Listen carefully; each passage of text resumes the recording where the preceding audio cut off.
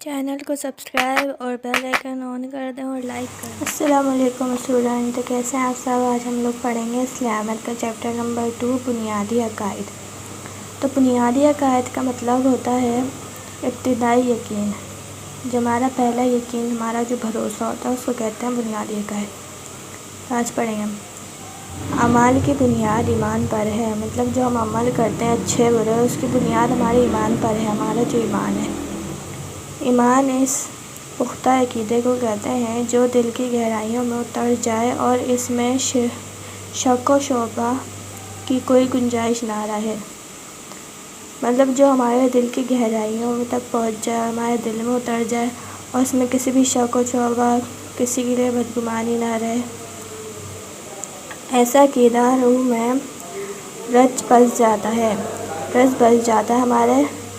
ہماری روح میں بس جاتا ہے وہ عقیدہ، اور دل و دماغ پر حاوی ہو جاتا ہے، اور ہمارے دل و دماغ پر مطلب ہمارے جسم، ہماری روح پہ حاوی ہو جاتا ہے۔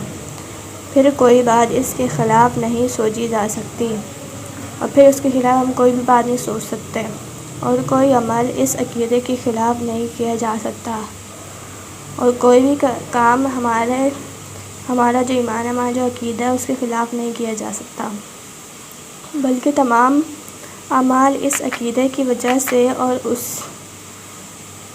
اور اسی کے اشارے پر کیے جاتے ہیں، مطلب ہمارے جو جتنے بھی اعمال ہیں وہ اس کے اشاروں پہ کیے جاتے ہیں۔ اسی لیے رسول اکرم صلی اللہ علیہ وسلم کو جب دین اسلام پھیلانے کا حکم ملا تو آپ صلی اللہ علیہ وسلم نے عقائد کے اصلاح سے ابتدا فرمائی، مطلب ان کو جب دین پھیلانے کا حکم ملا تو انہوں نے عقائد کی اصلاح میں ابتدا فرمائی۔ اسلام کے بنیادی عقائد یہ ہیں: اللہ پر ایمان، جو ہم اللہ پر ایمان رکھتے ہیں، ہم اللہ پر بھروسہ کرتے ہیں۔ ملائکہ پر ایمان، فرشتوں پر ایمان، مطلب آسمانی کتابوں پر ایمان جو ہمارے لیے آسمان سے آئی ہیں، کتابیں آسمان سے اتر کے آئی، نازل ہوئی ہیں، ان پر ایمان۔ رسالت پر ایمان مطلب نبیوں پر ایمان، نبیوں کی رسالت پر ایمان، پیغمبروں پر ایمان۔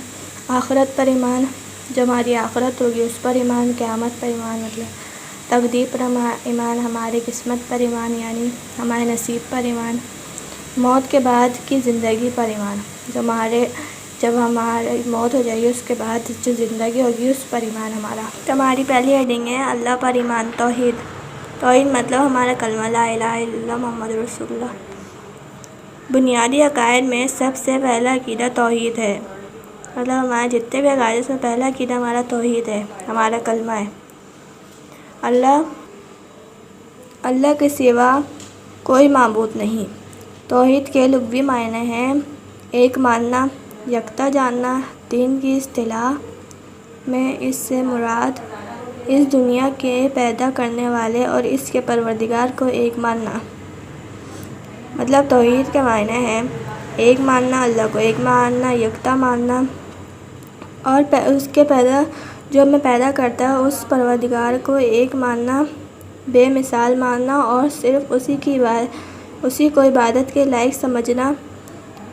حضرت آدم علیہ السلام سے لے کر اللہ کے آخری نبی حضرت محمد صلی اللہ علیہ وسلم تک جتنے بھی پیغمبر کرام دنیا میں تشریف لائے ہیں، سب نے لوگوں کو توحید کی دعوت دی ہے، مطلب جو ہمارے پہلے نبی تھے حضرت آدم علیہ السلام سے لے کر حضرت محمد صلی اللہ علیہ وسلم تک جتنے بھی نبی آئے انہوں نے ہمیں توحید کی دعوت دی، ہمیں کلمے کی دعوت دی، کلمہ پڑھو، اور انہیں بتایا کہ دنیا اور اس کے تمام چیزیں اللہ نے پیدا کی ہیں، مطلب دنیا میں جتنی بھی قدرتی چیزیں ہیں وہ سب اللہ نے پیدا کی ہیں، اور اسی کے حکم سے یہ سب کچھ ختم ہوگا، اور جب اللہ تعالیٰ چاہیں گے اسی کے حکم سے یہ سب چیزیں، یہ سب اشیاء ختم ہو جائیں گی۔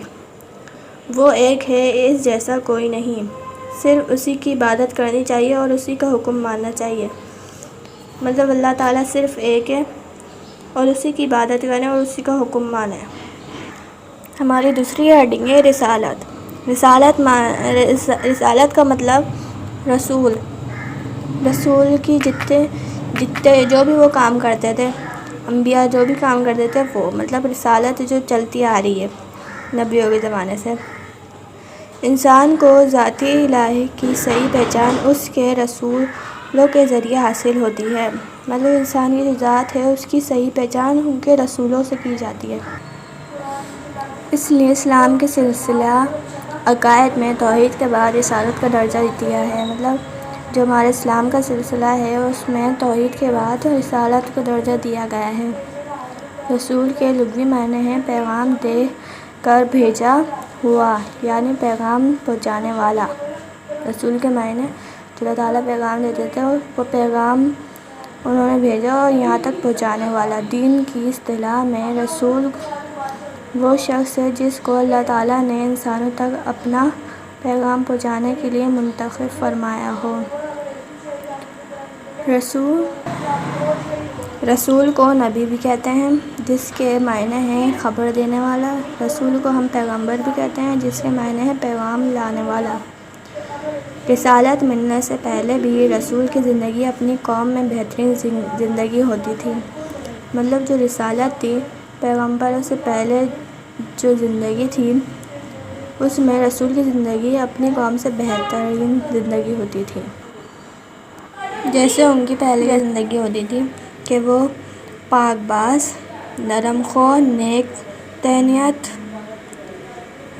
سچا اور ایماندار ہوتا ہے، تاکہ اللہ تعالیٰ کا پیغام سنتے وقت کوئی اس کو بے اعتبار یا جھوٹا نہ کہہ سکے اور وہ دعوت سے کہے، مطلب ان کا مزاج ایسا تھا کہ وہ پاکیزہ رہتے تھے، نرم لہجے سے بات کرتے تھے ہر کسی، اور نیک طبیعت کے تھے، سچے تھے اور ایماندار تھے، امانت میں خیانت نہیں کرتے تھے، تاکہ وہ اللہ تعالیٰ ان کو جو پیغام دیتے ہیں وہ پیغام سناتے تو اس وقت کوئی ان کو بے اعتبار یا جھوٹا نہ کہہ سکے اور دعوے سے کہے میں نے اس سے پہلے تمہارے درمیان کافی زندگی گزاری ہے۔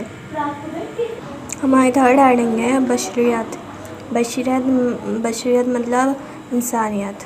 اللہ تعالیٰ نے انسانوں کی رہبری کے لیے ہمیشہ کسی انسان ہی کو پیغمبر بنا کر بھیجا، کسی جن یا فرشتے کو نہیں، مطلب اللہ تعالیٰ نے انسانوں کی ہدایت کے لیے ہمیشہ انسان ہی کو پیغمبر بنا کر بھیجا، کسی جن یا فرشتے کو نہیں۔ اللہ تعالیٰ نے فرمایا ترجمہ، اور جتنے بھیجے ہم نے تجھ سے پہلے وہ سب مرد ہی تھے۔